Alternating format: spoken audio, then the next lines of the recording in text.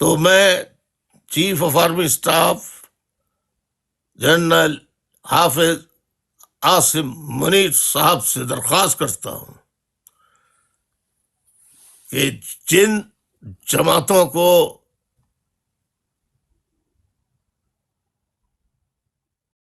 پاکستان کے عوام کی سچی اور حقیقی صحیح طور پر حمایت حاصل ہے، خواہ وہ تحریک انصاف کے سربراہ ہوں یا ایم کیو ایم جس کا قائد الطاف حسین ہو، جس کا گھر 9 سال سے سیل ہے، جس کے دفاتر سیل ہیں، اگر ہم آپ کے خلاف باتیں کرتے رہیں گے، آپ ہمیں خوارج میں شامل کریں گے، تو اس سے پاکستان کا کوئی بھلا ہونے والا نہیں ہے۔ میں آپ سے اس ماہ مقدس کے مہینے میں یہ اپیل کرتا ہوں کہ آئیے نئے سرے سے حقیقی نمائندوں کے ساتھ مل کر فوج جو ہے وہ اپنی نگرانی میں چلیے ایمانداری سے الیکشن کرا لے، اور اس سے پہلے عمران خان صاحب ان کے لوگوں کو ریلیز کر دے، ایم کیو ایم پر سے پابندیاں ہٹا دے۔ آپ یقین کیجئے کہ عمران خان صاحب کے لوگ ہوں یا ایم کیو ایم کے، میں پہلے بھی یہ کہہ چکا ہوں، سب کو معلوم ہے کہ برے سے برا وقت پاکستان پہ پڑا، تو میں آج بھی اس بات کو دہراتا ہوں کہ میں 1,00,000 کارکنان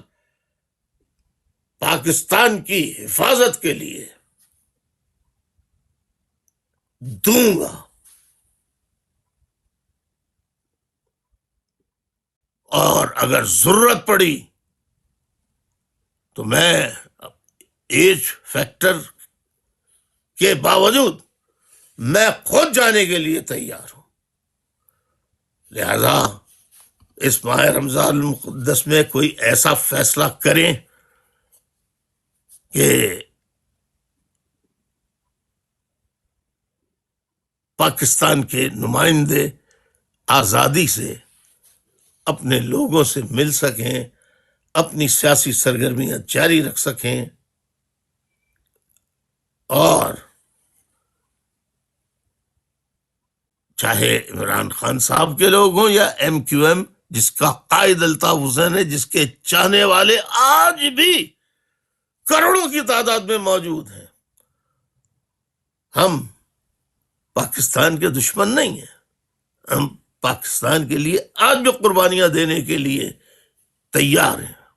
ہر چیز ختم ہو جائے گی، ہمیں پرانی باتوں کو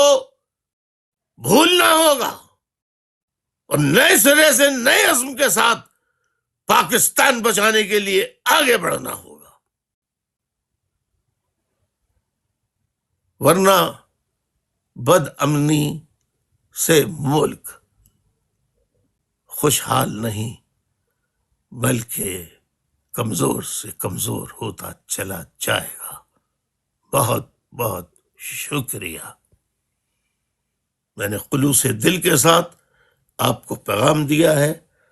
آپ سوچیں، غور کریں، اور یہ بھی دیکھیں یہ مہینہ کون سا ہے، آپ کو کیسا فیصلہ اسی مہینے کرنا ہے۔